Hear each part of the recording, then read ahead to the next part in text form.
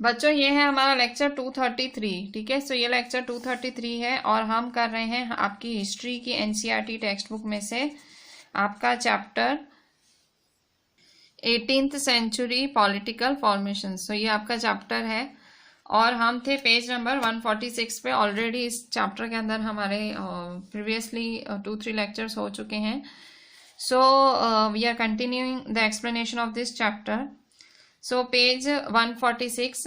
सो हम थे the third common feature. हम डिस्कस कर रहे थे कि भाई जो तीनों जो रीजन्स थे, अवध था, हैदराबाद था और बंगाल था, सो इन तीनों में कॉमन क्या था। तो हमने इसकी कॉमन चीज़ें डिस्कस की थी कल। तो हमने पढ़ा था कि भाई पहला कॉमन फीचर तीनों जगहों में, तीनों रीजन्स में था कि जो बड़े बड़े भले ही लार्जर स्टेट्स बने थे पर उनको हमेशा शक रहता था अपने लोगों पे, ठीक है। सो दूसरा था कि उनका जो टैक्स कलेक्शन का मेथड था वो थोड़ा सा डिफरेंट था, ठीक है। वो अपने ऑफिसर्स पे डिपेंड नहीं होते थे, वो रिवेन्यू फार्मर्स को काम देते थे रिवेन्यू कलेक्ट करने के लिए। सो इजरदारी को जो मुगल थे वो नहीं मानते थे पर इन लोगों ने वो चालू कराई थी। अच्छा, इसके बाद तीसरा कॉमन फीचर क्या था। सो आज यही हमारा लेक्चर है थर्ड कॉमन फीचर से। सो तीसरा कॉमन फीचर था इन तीनों स्टेट्स में कि was there emerging relationship with rich bankers and merchants. So इनके जो रिलेशनशिप्स थे, इनकी जो मतलब रिलेशंस थे बैंकर्स के साथ, मर्चेंट्स के साथ। सो ये था हमारा तीसरा common feature. These people lent money to revenue farmers, received land as security and collected taxes from these lands through their own agents. So ये लोग क्या करते थे, मनी लेंट देते थे, lent money to revenue farmers, उधार पे देते थे पैसे रिवेन्यू फार्मर्स को और उनको मतलब सामने लैंड लेते थे वो सिक्योरिटी के तौर पे और टैक्सेस कलेक्ट करते थे और अपने एजेंट्स द्वारा। सो पूरी इंडिया में the richest merchants and bankers were gaining a stake in the new political order. पूरी इंडिया में जो नए व्यापारी थे, मतलब बहुत अमीर व्यापारी और बैंकर्स, वही कमा रहे थे इस सब में, ठीक है। सो तीसरा कॉमन फीचर था रिच बैंकर्स और मर्चेंट्स, वो बहुत बढ़ गए इस टाइम, ठीक है। So third common feature is throughout India the richest merchants and bankers were gaining a stake मतलब एक शेयर उनका बढ़ता जा रहा था। So these were the three common factors between these three regions, Hyderabad, Awadh and Bengal. अच्छा, नेक्स्ट है हमारा नीचे। अच्छा, इससे पहले साइड में हमको ये एक पैरा दिया हुआ है आपकी एनसीईआरटी पेज 146 पे ही, साइड में ही हम रीड करते हैं। Many Rajput rulers had accepted the suzerainty of the Mughals, but Mewar was the only Rajput state which defied Mughal authority. Rana Pratap ascended the throne at Mewar in 1570 with Udaipur and large part of Mewar under his control. A series of envoys were sent to the Rana to persuade him to accept Mughal suzerainty, but he stood his ground. सो काफ़ी राजपूत राजाओं ने Mughals की सुजेरिनिटी अपना ली थी, मतलब भाई Mughals को अपना लिया था। मुगल्स भाई उनके राज्यों पे अधिकार करने लगे थे, तो उन्होंने उनको, ठीक है, उनको एक्सेप्ट कर लिया था। But Mewar was the only Rajput state which डिफाइड Mughal authority. Mewar इकलौता ऐसा राजपूत स्टेट था जिसने मुगलों को नकारा कि नहीं, हम आपकी जो आप हम पे अधिकार करना चाहते हो, हम आपके हक में नहीं है, मतलब मेवाड़ ने नहीं घुसने दिया मुगल अथॉरिटी को। Rana Pratap ascended the throne at Mewar in 1572। जो राणा प्रताप थे, महाराणा प्रताप, सो महाराणा प्रताप ने जो मेवाड़ है, मेवाड़ की गद्दी पे अपना हक जमाया था 1572 पे उदयपुर के साथ, और मेवाड़ के बहुत सारे पार्ट्स उन्हीं के अंडर थे, कंट्रोल में थे। सो मतलब महाराणा प्रताप अपना हक छोड़ ही नहीं रहे थे। A series of envoys were sent to Rana to persuade him to accept Mughal suzerainty. Suzerainty मतलब अधिकार, मुगलों को अपना अधिकार चाहिए था, बट और उनको सामने फिर महाराणा प्रताप दे नहीं रहे थे, मेवाड़ नहीं दे रहे थे, उदयपुर नहीं दे रहे थे. सो राणा को मतलब राणा को बहुत सारे खत लिखे गए, मैसेजेस भेजे गए मुगलों द्वारा कि वो मुगलों को अधिकार दे दे, but he stood his ground, पर वो अपनी बात पे अड़े रहे. तो महाराणा प्रताप ने इकलौता मेवाड़ ऐसा राज्य था ऐसा राजपूत राज्य था जिसने मुगलों को अपना जो हक है वो नहीं सौंपा. बाकी सबने सौंप दिया, इन्होंने नहीं सौंपा. अच्छा, इसके बाद हम पढ़ेंगे द वतन जागीर्स ऑफ द राजपूत्स. तो ये राजपूत्स के बारे में ही ये पैराग्राफ है, वतन जागीर्स.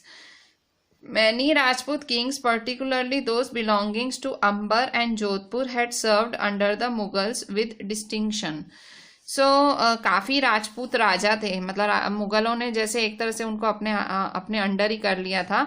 सो काफ़ी राजपूत राजा थे, स्पेशली अंबर और जोधपुर के, ठीक है, particularly Amber and Jodhpur had served under the Mughals with distinction, मतलब बहुत अच्छे से उन्होंने मुगलों के अंडर काम किया. इन एक्सचेंज, अच्छा उसके बदले, मतलब मुगलों की सारी बात मानते थे, मुगलों के हिसाब से चलते थे, तो बदले में they were permitted to enjoy considerable autonomy in their वतन जागीर्स. सो बदले में क्या था, उनको परमिशन दी गई कि वो उनके जो वतन जागीर्स हैं उसमें ऑटोनॉमी रहे उनकी. इसका मतलब ऑटोनॉमी का मतलब होता है स्वराज्य, मतलब वो राज्य आराम से कर सकते थे. वतन जागीर्स मतलब वो स्टेट्स जो कि मुगलों ने सिर्फ अपने अंडर किए हुए थे, मतलब वो उनका हक दिखाते थे, पर उनको एकदम फ्री दिया हुआ था. राजपूत एकदम फ्रीली उन पे राज कर सकते थे, था एक्चुअली राजपूतों का ही, पर मुगलों ने अपना हक जमाना चालू कर दिया. पर इसके बाद भी वो लोग मतलब उनको आराम से राज्य करने देते थे, वो बिल्कुल कुछ भी किसी बात में पड़ते नहीं थे. सो मतलब राजपूतों को ये मुगलों की बात माननी होती थी. खासकर अंबर और जोधपुर के राजपूत तो बहुत ज़्यादा इन मुगलों को मानते थे, पर बदले में उनको मतलब मुगल क्या करते थे, तंग नहीं करते थे, आराम से उनको राज करने देते थे. In the 18th century these rulers now attempted to extend their control over adjacent regions. So 18वीं सदी में ये जो रूलर्स हैं, अंबर है, जोधपुर के राजा हैं, इन्होंने कोशिश की अपना राज्य बढ़ाने की, और मुगल कोर्ट में वो थोड़ी सी पॉलिटिक्स भी करने लगे. These influential Rajput families claimed the subahdari of the rich province of Gujarat and Malwa. So ये जो इन्फ्लुएंशियल, ये जो फेमस राजपूत फैमिलीज थी, उन्होंने क्या क्लेम किया, सूबादारी, उन्होंने सूबेदारी मांगी. जो मुगल थे, मुगलों से सूबेदारी मांगी गुजरात की और मालवा की, ठीक है. सूबेदारी का मतलब क्या होता है, पॉलिटिक्स, भाई वहाँ की पॉलिटिक्स हम हैंडल करेंगे. तो राजा अजीत सिंह ऑफ जोधपुर, राजा अजीत सिंह ऑफ जोधपुर को क्या दिया गया, उनको गवर्नरशिप दी गई, मतलब सूबेदारी दी गई गुजरात की. और Sawai Raja Jai Singh of Amber was governor of Malwa. Sawai Raja Jai Singh को मालवा की सूबेदारी दी गई और उनको दी गई गुजरात की. So these offices were renewed by emperor Jahangir Shah in 1713. So ये मतलब ये जो ऑफिसेस, मतलब ये जो पोजीशंस थी गवर्नर की, ये इस पोजीशन में और सुधार लाया, मतलब और उनको हक दिए गए और उनके राइट्स बढ़ाए गए. एम्परर जहांगीर शाह ने, जो मुगल बादशाह थे, उन्होंने इनके राइट्स बनाए. So these offices were renewed by emperor Jahangir Shah in 1713. So they also tried, ये पेज 146 था, अब 147. सो 147 पेज पे they also tried to extend their territories by seizing portions of imperial territories and neighboring their watans. तो ये जो राजपूत राजा होते थे, ये कोशिश करते थे अपनी सरहद बढ़ाने की, मतलब अपनी जगह बढ़ाने की कोशिश करते थे. जो उनकी बाजू की टेरिटरीज थी उनको हथिया के. Nagaur was conquered and annexed to the house of Jodhpur. So Jodhpur के राजा ने नागौर को जीता था और उसको हथिया लिया था. While Amber seized large portions of Bundi. Amber के राजा ने बुंडी राज्य को जीता था. Savai Raja Jai Singh founded his new capital at Jaipur and was given the Subedari of Agra in 1722.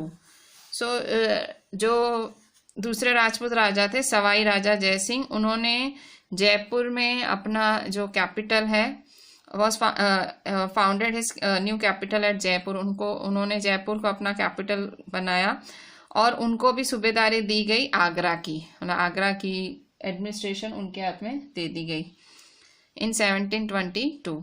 Maratha campaigns into Rajasthan from 1740s। अब धीरे धीरे मराठास की भी नज़र पड़ी इन सब पे, मतलब मराठा की भी नज़र पड़ी। सो मराठा कैंपेन्स, मराठा अब राजस्थान में इंटरफेयर करने लगे 1740s से। So Maratha campaigns into Rajasthan from 1740s put severe pressure on these principalities and check their further expansion. So ये जो काम चल रहा था भाई ये राजपूतों का, भाई राजपूत धीरे धीरे सब हथियाते जा रहे थे। सो अब मराठाओं ने इंटरफेरेंस चालू किया और उन पे प्रेशर बनाने लगे और देख रहे थे कि राजपूत अपना और जगह ना बढ़ा लें। ठीक है, अब मराठा चेक करने लगे, मतलब अब उनके रास्तों में, वो रास्ते में पत्थर डाल, मतलब रास्ता उनके रास्ते में आए कि भाई अब हम आपको अपना जो सरहद है वो बढ़ाने नहीं देंगे। अच्छा, अब यहाँ पे राजा जय सिंह ऑफ जयपुर के बारे में कुछ लिखा हुआ है। सो अ डिस्क्रिप्शन ऑफ राजा जय सिंह इन अ पर्शियन अकाउंट ऑफ 1732। राजा जय सिंह के बारे में पर्शियन में लिखा गया है। राजा जय Singh was at the height of his power, मतलब राजा जय सिंह को फुल पावर था उस time. He was the governor of Agra for 12 years, 12 साल के लिए आगरा के गवर्नर रह चुके। And of Malwa for 5 to 6 years, Malwa के गवर्नर 5 से 6 साल रहे। He possessed a large army, उनको बहुत बड़ी आर्मी थी। आर्टिलरी एंड ग्रेट वेल्थ, मतलब आर्मी थी, हथियार थे, बहुत ज़्यादा पैसा था। His sway extended from Delhi to the banks of river Narmada, उनकी जो उनका नाम कहाँ से कहाँ गूंजता था, दिल्ली से गूंजता था, नर्मदा रिवर के तट तक उनका नाम गूंजता था। कौन? राजा जय सिंह। ठीक है, सो यहाँ नीचे एक पिक्चर दी गई है, ये पिक्चर है मेहरणगढ़ फोर्ट जोधपुर, जोधपुर का मेहरणगढ़ फोर्ट है। ठीक है, किला कुछ इस तरह से दिखता है, मेहरगढ़ फोर्ट है। अच्छा, ऊपर देखते हैं यहाँ पे इसी पेज 147 पे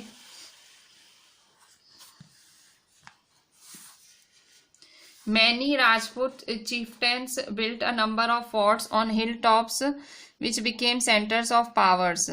सो कई राजपूत राजाओं ने क्या किया, उन्होंने किले बनवाए। और कहाँ बनाते थे? पहाड़ियों पे किले बनवाते थे और मतलब उनका पावर दिखाने के लिए। With extensive fortifications these majestic structures housed urban centres, palaces, temples, trading centres, water harvesting and other buildings. इतने बड़े बड़े जो इन्होंने किले बनवाए हैं, सो आज ये किले सब काम आ रहे हैं। कईयों पे शहरों के सेंटर्स बने हैं, पैलेसेस बने हैं, टेम्पल्स बन गए हैं, ट्रेडिंग सेंटर्स, यहाँ पे वाटर हार्वेस्टिंग स्ट्रक्चर्स बन गए हैं, बिल्डिंग्स बन गई हैं। The Chittorgarh fort contained many water bodies varying from तालाब्स to कुंडीज, बावलीज etc. So जो चित्तौड़गढ़ फोर्ट था वहाँ पे भी बहुत सारी बावली, कुएं, तालाब हैं। So ये देखो, ये है चित्तौड़गढ़ फोर्ट राजस्थान का। ठीक है, ये सब पहाड़ियों पे ये राजा बड़े बड़े फोर्ट्स, किले बनवाते थे, राजपूत राजा। So ये चित्तौड़गढ़ फोर्ट है राजस्थान में। ठीक है, दिस इज चित्तौड़गढ़ फोर्ट। और यहाँ नीचे देखो, यहाँ है आपका पेज 147 पे ही, ये है जंतर मंतर जयपुर में। ठीक है, सो ये जयपुर में जंतर मंतर है। ठीक है, सो जयपुर में Jantar Mantar. Sawai Jai Singh the ruler of Amber constructed 5 astronomical observatories, 1 each in Delhi, Jaipur, Ujjain, Mathura, Varanasi, commonly known as Jantar Mantar. These had various instruments to study heavenly bodies. मतलब सवाई जयसिंह ने, जो कि अंबर के राजा थे, उन्होंने 5 एस्ट्रोनॉमिकल ऑब्जर्वेटरीज बनाई, 5 ऐसी जगह बनाई जहाँ पे सारे ऊपर, मतलब आसमान में सब कुछ स्टडी करने के इंस्ट्रूमेंट्स पड़े थे। कहाँ कहाँ बनवाई इन्होंने? एस्ट्रोनॉमिकल ऑब्जर्वेटरीज, मतलब यहाँ से स्टडी किया जाता था चांद को, तारों को या प्लैनेट्स को, ठीक है। तो उन्होंने 5 ऐसी एस्ट्रोनॉमिकल ऑब्जर्वेटरीज बनाई। कहाँ कहाँ बनवाई? Sawai Jai Singh the ruler of Amber constructed 5 astronomical observatories. कहाँ कहाँ बनवाई? Delhi, Jaipur, Ujjain, Mathura, Varanasi. Commonly known as Jantar Mantar, these observatories had various instruments to study heavenly bodies. यहाँ पे इनको जंतर मंतर कहा जाता था, इन सारी ऑब्जर्वेटरीज को। और इन ऑब्जर्वेटरीज के अंदर इंस्ट्रूमेंट्स पड़े होते थे जिससे हेवनली बॉडीज की स्टडी की जाए। हेवनली मतलब आसमान की ही बॉडीज की स्टडी की जाए। कॉमेट्स हुए, एस्ट्रॉइड्स हुए, प्लैनेट्स, मून, स्टार्स, इन सब की स्टडी की जाती थी। तो जंतर मंतर कहा जाता था। जंतर मंतर का मतलब एस्ट्रोनॉमिकल ऑब्जर्वेटरीज किसने बनवाई? सवाई जय सिंह ने। कहाँ कहाँ? 5 जगहों पे, दिल्ली, जयपुर, उज्जैन, मथुरा, वाराणसी, ठीक है। ये है आपका पेज 147। अभी बच्चों 148, ठीक है। हमने अभी देखो, हमने मुगलों के बारे में पढ़ा, हमने राजपूत्स के बारे में पढ़ा। अब हम एक और कम्युनिटी के बारे में पढ़ेंगे, द सिखों की कम्युनिटी, ठीक है। दी सिख प्रॉपर, अगर आपने देखा होगा तो ये लोग they are related to Punjab, ये लोग पंजाब से रिलेटेड हैं। एंड आपने एक शब्द चैप्टर 8 में एक वर्ड आया था, what is the Khalsa? Do you recall reading about it in chapter 8? Khalsa, एक खालसा पंथ है जो कि सिखों द्वारा अपनाया गया है। यहाँ पे अब हम द सिख्स, इनके बारे में पढ़ेंगे कि किस तरह से सिखों ने आजादी पाई, सिख कम्युनिटी। ये है पेज 148 के अंदर। The organisation of the Sikhs into political community during the 17th century helped in regional state building in the Punjab. अभी सिख थे, धीरे धीरे वो एक पॉलिटिकल कम्युनिटी बनते जा रहे थे 17th century में। और इससे क्या हुआ, पंजाब में रीजनल स्टेट बिल्डिंग, मतलब इनका एक पंजाब, इनका एक सिखों का एक प्रॉपर उनका एक स्टेट बन गया। Several battles were fought by Guru Gobind Singh against Rajput and Mughal rulers both before and after the institution of Khalsa in 1699. Guru Gobind Singh ने सेवरल बैटल्स वर फॉट बाय गुरु गोबिंद सिंह। गुरु गोबिंद सिंह ने लड़ाइयाँ लड़ी बहुत सारी, राजपूतों के खिलाफ, मुगलों के खिलाफ। उन्होंने मतलब उनका जो खालसा पंथ उन्होंने बनाया था, उस खालसा पंथ का जो खालसा पंथ था 1699 में बनाया था गुरु गोबिंद सिंह ने। उसके पहले और उसके बाद में भी उन्होंने बहुत सारी लड़ाइयाँ लड़ी।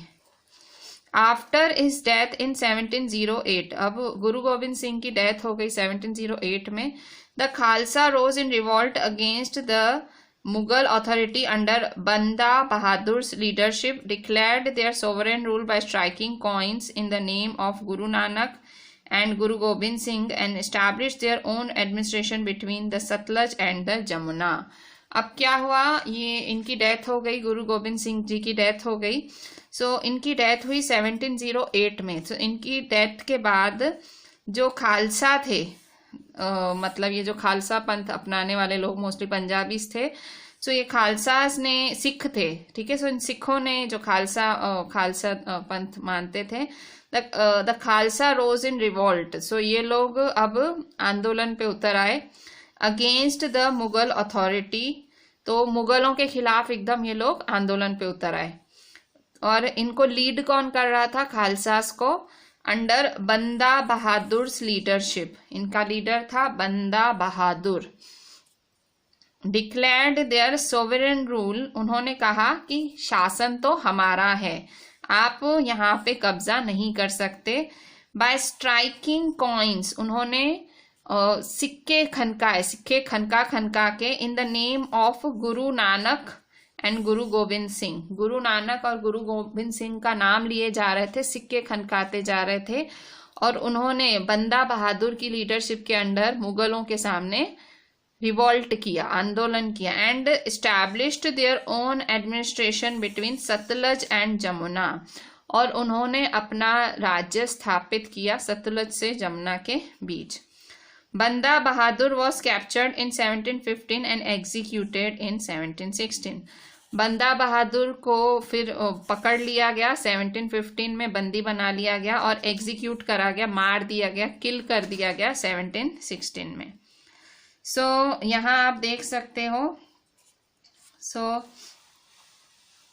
यहाँ पे हमारे सिख लीडर हैं जो कि जा रहे हैं, ठीक है। सो आप देख सकते हैं, ठीक है। सो ये रिवॉल्ट के लिए निकले हैं। एंड यहाँ पे फिगर 7 दी हुई है, यहाँ तलवारें हैं। सो यहाँ तलवार है, ये तलवारें हैं महाराजा रंजीत सिंह की, ठीक है। सिखों के राजा थे महाराजा रंजीत सिंह की ये तलवारें हैं, ठीक है। अब ये था पेज 148। अब हम देखेंगे पेज 149। तो आपने इस पेज में क्या देखा? आपने देखा कि गुरु गोविंद सिंह खालसा, उन्होंने खालसा स्थापित किया। सो गुरु गोविंद सिंह की डेथ हो गई, और गुरु गोविंद सिंह की डेथ के बाद बंदा बहादुर ने उनका काम अपने हाथ में लिया, पर उनकी भी डेथ हो गई, उनको भी मार दिया गया, ठीक है। सो पेज नंबर 149 पे, page number 149, under a number of able leaders in the 18th century the Sikhs organized themselves into number of bands called Jat and later on Misls. Their combined forces were known as the Grand Army Dal Khalsa. अब इनको ऐसे ही सिखों को नए नए leaders मिलते गए और वो लोग अपना नया नया ग्रुप बनाते गए। कई ग्रुप्स का नाम जट रखा गया, जटास, जट आप सुनते होंगे, जट्स रखा गया कई ग्रुप्स का नाम, और कईयों का मिसल्स नाम रखा गया, मिसल्स। सो और इनकी फोर्सेस को, जट और मिसल की फोर्सेस को ग्रैंड आर्मी कहा जाता था, मतलब दल खालसा, ठीक है। इनको दल खालसा कहा जाता था। The entire body used to meet at Amritsar at the time of Baisakhi and Diwali to take collective decisions known as resolutions of Gurmatas. So ये लोग आके कब मिलते थे? ये जट, मिसल्स, दल खालसा, ये लोग कब मिलते थे? ये लोग अमृतसर पे मिलते थे, ये सारे लोग। सो अमृतसर पे बैसाखी के टाइम पे मिलते थे, दिवाली के टाइम मिलते थे, और वहां आके वो एक साथ में डिस्कस करते थे सब कुछ और डिसीशंस लेते थे मिलके, और उसका नाम लिखते थे। उन डिसीशंस पे, मतलब जो भी नया फैसला होता था उसको बोलते थे रिजोल्यूशंस ऑफ द गुरमतास, मतलब इन डिसीशंस को वो गुरमतास कहते थे, ठीक है। सो ये सारे लोग कहाँ मिलते थे? अमृतसर में। ये सारे सिख, मतलब ये सारे जाटास, मिसल्स, खालसास, ये अमृतसर में मिलते थे, बैसाखी और दिवाली के टाइम मिलते थे और डिसीशंस लेते थे, जिसको गुरुमतास या रिसोल्यूशंस ऑफ गुरु कहा जाता है। A system called Rakhi was introduced. इसके बाद एक और नया सिस्टम चालू करा गया, राखी नाम का, offering protection to cultivators on the payment of tax of 20% of the produce. इस सिस्टम में क्या था? System called Rakhi was introduce, और इसमें जो कल्टीवेटर्स हैं, मतलब जो कल्टीवेट करते हैं, गेहूं फसलें उगाते हैं, उनको प्रोटेक्शन दिया जाता था, offering protection to cultivators on the payment of a tax of 20% of the produce. अगर वो टैक्स देते 20%, मतलब जो वो उगाते थे उसका 20% टैक्स वो अगर इनको देते थे तो वो उनको प्रोटेक्ट करते थे। राखी नहीं, रखी, सिस्टम कॉल्ड रखी वॉज इंट्रोड्यूस, मतलब प्रोटेक्शन का एक सिस्टम था। सो ये लोग प्रोटेक्ट करते थे कल्टीवेटर्स को। Guru Gobind Singh had inspired the Khalsa with the belief that their destiny was to rule. Guru Gobind Singh एक बात बोल के गए थे। गुरु गोविंद सिंह ऐसे इंस्पायर करते थे, खालसा को बोलते थे, मतलब ये जो खालसा कम्युनिटी थी उनकी, वो बोलते थे कि डेस्टिनी वॉज टू रूल, कि आपकी किस्मत में राज करना ही लिखा है। सो वो बोलते थे राज करेगा खालसा, मतलब खालसा कम्युनिटी, हम खालसास राज करेंगे, मतलब हमको कोई दबा नहीं सकता, मुगलों से हम दबेंगे नहीं। Their well-knit organization enabled them to put up a successful resistance to the Mughal governors first and then to Ahmad Shah Abdali, who had seized the rich province of Punjab and the Sarkar of Sirhind from the Mughals. अब क्या हुआ, मतलब उनकी organisation इतनी proper थी, इतनी सही से बनी हुई थी कि उन्होंने मुगल गवर्नर्स को एक फुल रेजिस्टेंस दिया, मतलब उन्होंने उनका सामना किया, उनको रोका, और फिर उन्होंने पहले मुगल गवर्नर्स को रोका, फिर अहमद शाह अब्दाली को भी रोका जिसने पंजाब को हथिया लिया था, और फिर उन्होंने and the rich who had seized the rich province of the Punjab and the Sarkar of Sirhind from the Mughals. So मतलब इन्होंने इस तरह से उनके खिलाफ किया आंदोलन। मतलब उन्होंने अहमद शाह अब्दाली के खिलाफ भी आंदोलन किया जिसने पंजाब हड़प लिया था, और मुगलों से सरकार ऑफ सरहिंद भी हड़प लिया था। The Khalsa declared their sovereign rule by striking their own coin again in 1765. Significantly, this coin bore the same inscription as one on the orders issued by the Khalsa in the time of Banda Bahadur. So खालसास ने फिर से अपना राज्य स्थापित किया, फिर से उन्होंने अपने सिक्के खनकाए। 1765 में उन्होंने अपना राज्य स्थापित किया, और उन्होंने ये जो कॉइन था, जो सिक्के खनका रहे थे, उसमें इंस्क्रिप्शन था, उसमें किसकी इंस्क्राइब किया हुआ था, उसमें इंस्क्राइब किया हुआ था बंदा बहादुर। ठीक है, so this coin bore the same as one of on the orders issued by the Khalsa in the time of Banda Bahadur, मतलब वही चीज इंस्क्राइब की हुई थी जब बंदा बहादुर ने सिक्के खनकवाए थे, वैसा ही कुछ उन सिक्कों, वैसे ही सिक्के खनकाए थे उन्होंने। इस तरह से मतलब सिखों ने मुगल्स को, अहमद शाह अब्दाली को बहुत कड़ा मुकाबला दिया। The Sikh territories in the late 18th century extended from Indus to Jamuna, but they were divided under different rulers. ये जो सिखों की मतलब सिखों ने मुगलों को सहन नहीं किया, उन्होंने मुगलों को मुंह तोड़ जवाब दिया। द सिख टेरिटरीज, तो ये जो सिखों की टेरिटरीज थी in the late 18th century were extended from Indus to the Jamuna. Indus से जमुना तक इनकी टेरिटरीज फैली हुई थी, but they were divided under different rulers, अलग अलग रूलर्स थे इनके। One of them Maharaja Ranjit Singh, और एक इनके जो रूलर थे सिखों के महाराजा रंजीत सिंह थे, उन्होंने सारे ग्रुप्स को एक किया, मतलब सब अलग अलग हो गए थे, सबको एक किया सारे सिखों के ग्रुप्स को, and established his capital at Lahore in 1799। ये सारे ग्रुप्स को एक करके उसने अपना कैपिटल स्थापित किया लाहौर में 1799 में।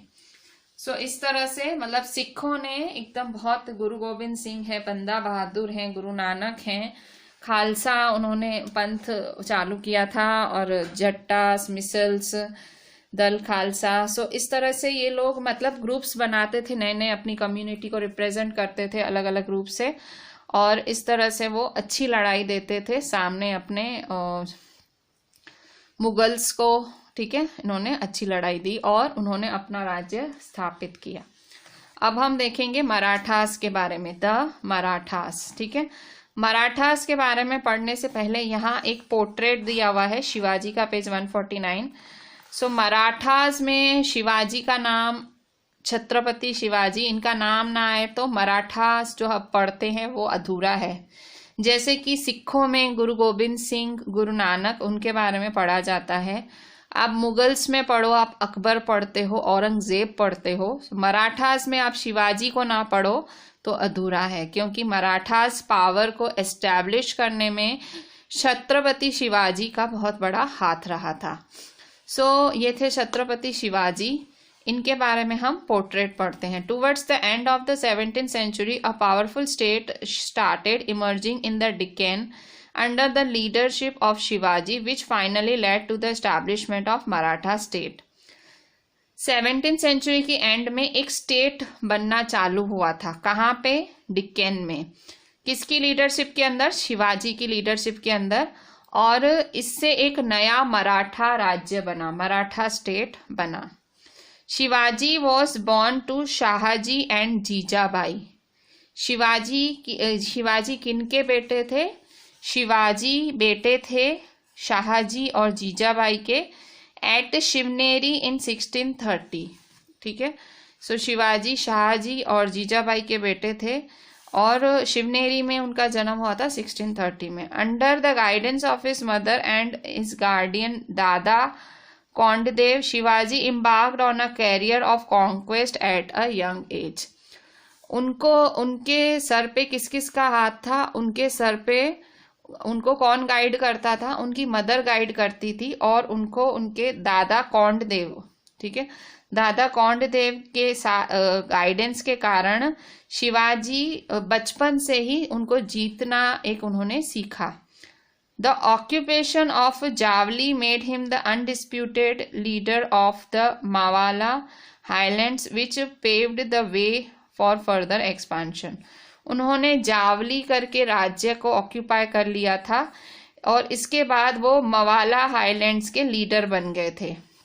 तो इस तरह से उन्होंने धीरे धीरे अपना मराठाओं का पावर फैलाया। His exploits against the forces of Bijapur and the Mughals made him a legendary figure. वो टाइम टू टाइम बीजापुर मतलब बीजापुर के राजाओं को, मुगलों को टाइम टू टाइम वो टक्कर देते थे, उनको हैरान करते थे और इसीलिए शिवाजी एक महान राजा के रूप में आज भी जाने जाते हैं। He often resorted to guerrilla warfare against his opponents. वो अपने ओपोनेंट्स, अपने जो उनके सामने एनिमीज थे उनके सामने गुरिल्ला वॉरफेयर करते थे। सो गुरिल्ला वॉरफेयर एक लड़ाई करने का तरीका है। सो वो अपने जो उनके ओपोनेंट्स थे उनके सामने गुरिल्ला वॉरफेयर करते थे by introducing an efficient administrative system supported by a revenue collection method based on chauth and sardeshmukhi. He led the foundation of strong Maratha state. So उन्होंने क्या किया? उन्होंने भी एक बहुत ही ज़बरदस्त एडमिनिस्ट्रेशन सिस्टम बनाया, मतलब अच्छे से एडमिनिस्ट्रेट करते थे, राज्य बहुत अच्छे से करते थे। और वो रिवेन्यू कलेक्शन मेथड भी था, मतलब रिवेन्यू भी कलेक्ट करते थे, टैक्स भी लेते थे उनके राज्य में। चौथ और सरदेशमुखी उसके बेसिस पे टैक्स लिया जाता था, चौथ और सरदेशमुखी। और उन्होंने स्ट्रांग मराठा स्टेट की नींव डाली। ठीक है, सो ये है पोर्ट्रेट ऑफ शिवाजी। अच्छा, अब हम देखेंगे मराठास के बारे में। ठीक है, द मराठास। ठीक है, सो मराठास के बारे में हम देखेंगे। The Marathas. The Maratha kingdom was another powerful regional kingdom to arise out of a sustain opposition to Mughal rule. जो मराठा राज्य था वो एक दूसरा पावरफुल राज्य था जो कि मुगल रूल के खिलाफ खड़ा हुआ था। मतलब मुगलों के खिलाफ सिख थे, राजपूत तो उनके साथ ही हो गए थे, आपने देखा, पर सिखों ने मतलब उनसे बहुत लड़ाई लड़ी, अपना पंजाब नहीं दिया। अब मराठा किंगडम भी मुगलों को नहीं आने दे रहा था। Shivaji 1627-1680 carved out a stable kingdom with the support of powerful warrior families देशमुख्स। Shivaji ने क्या किया? शिवाजी ने एक पावरफुल किंगडम, एक मराठाओं का एक किंगडम स्थापित किया था। और किनकी मदद से? लड़ाकी फैमिलीज थी उनकी मदद से, जो थी देशमुख्स। देशमुखों की मदद से उन्होंने, देशमुख फैमिलीज की मदद से उन्होंने मराठा राज्य स्थापित किया था। The group of highly mobile peasant pastoralists Kunbis provided the backbone of the Maratha army. Maratha army की रीढ़ की हड्डी कौन था? मराठा आर्मी की रीढ़ की हड्डी थे हाईली मोबाइल, मतलब बंजारे टाइप घूमते हुए, पीजेंट पेस्टोरलिस्ट मतलब ये फार्मर्स, और पेस्टोरलिस्ट मतलब ये जानवर पालने वाले लोग, कुनबीस कहा जाता था। सो कुनबीस जो थे इस मराठा आर्मी का बैकबोन थे। कुनबीस कौन थे? पीजेंट पेस्टोरलिस्ट थे। Shivaji use this forces to challenge the Mughals in the peninsula, और इन देशमुख और कुनबीस की मदद से शिवाजी ने चैलेंज किया मुगलों को, ठीक है, मुगलों के साथ, मतलब मुगलों को बोला भाई हम तुम्हारे गुलाम नहीं बनेंगे, हम तुमसे हाथ नहीं मिलाएंगे। सो मुगलों को चैलेंज किया। After Shivaji's death, the effective power in the Maratha state was wielded by a family of Chitpavan Brahmins who served Shivaji's successors as Peshwa. इनके शिवाजी की मौत के बाद, शिवाजी की डेथ के बाद जो मराठा स्टेट का पावर था वो किसको दिया गया? वो एक फैमिली को दिया गया, was wielded by a family of Chitpavan Brahmans. Chitpavan Brahmans की फैमिली को दिया गया, जिन्होंने शिवाजी के जो वंशज थे, शिवाजी के जो आगे के वंशज थे, उनके पेशवास बने थे। फिर लास्ट में ये जो शिवाजी की डेथ के बाद उनके वंशजों के बाद चित्पावन ब्राह्मण्स को मराठा का पावर मिला। Poona became the capital of Maratha kingdom. Poona capital बना मराठा किंगडम का, ठीक है। इस तरह से शिवाजी के कारण मुगल्स कभी मराठा पे अपना हक नहीं जमा पाए। वो उनको लड़ाई करते थे, उनको पूरी टक्कर देते थे, और किन की मदद से? देशमुख और कुनबीस की मदद से शिवाजी ने उनको कड़ी टक्कर दी थी। बच्चों अभी पेज 150 पे आते हैं। पेज 150 पे हम पहले ये साइड वाले पैराग्राफ्स पढ़ लेते हैं। Bajirao one, also known as Bajirao Ballal, was the son of Peshwa Balaji Vishwanath. Bajirao one थे, वो बाजीराव बलाल के बेटे थे। बाजीराव वन को बाजीराव बलाल भी कहा जाता था, और वो किसके बेटे थे? पेशवा बालाजी विश्वनाथ के थे बेटे। He was a great Maratha general, वो बहुत बड़े मराठा जनरल थे। who is credited to have expanded the Maratha kingdom beyond Vindhyas and is known for his military campaigns against Malwa, Bundelkhand, Gujarat and Portuguese. ये जो बाजीराव थे वो फेमस थे, बहुत बड़े मराठा जनरल थे, मतलब वो एक्सपांड किया उन्होंने, मराठा राज्य को एक्सपांड किया बाजीराव वन ने। और उन्होंने कहाँ तक एक्सपांड किया मराठास के पावर को? विंध्यास और मिलिट्री कैंपेन्स, मतलब वो कहीं पे भी चढ़ाई करते थे और जीत लेते थे। कौन कौन से राज्य इन्होंने जीते? बाजीराव वन ने, मराठा रूलर थे, उन्होंने मालवा, बुंदेलखंड, गुजरात और पोर्चुगीज के राज्य जीते।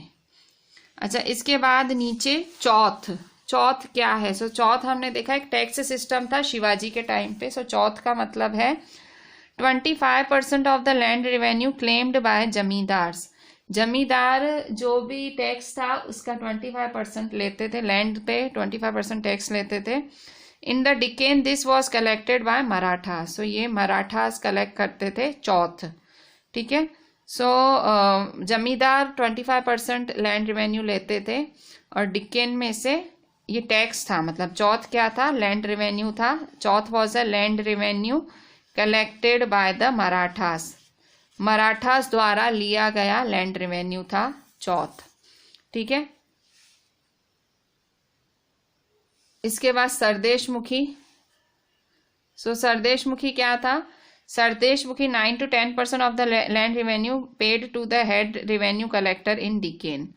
सरदेशमुखी भी एक टैक्स था, मतलब लैंड रेवेन्यू में से 9 से 10% लैंड रेवेन्यू किसे दिया जाता था?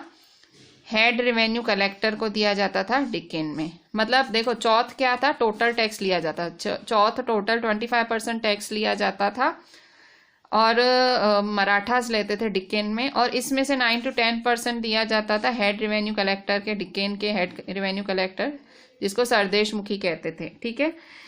आज हमने पेज 149 तक पढ़ा। दिस वॉज पेज 149 हमने मराठास चालू किया, एंड देन 150 पे हमने ये साइड में कुछ इंफॉर्मेशंस देखी, ठीक है।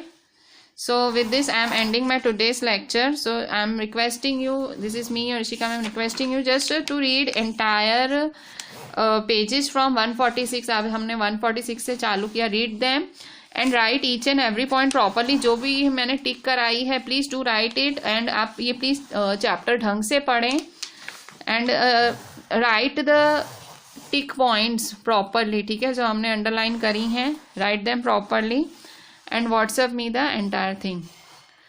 Thank you, thanks a lot.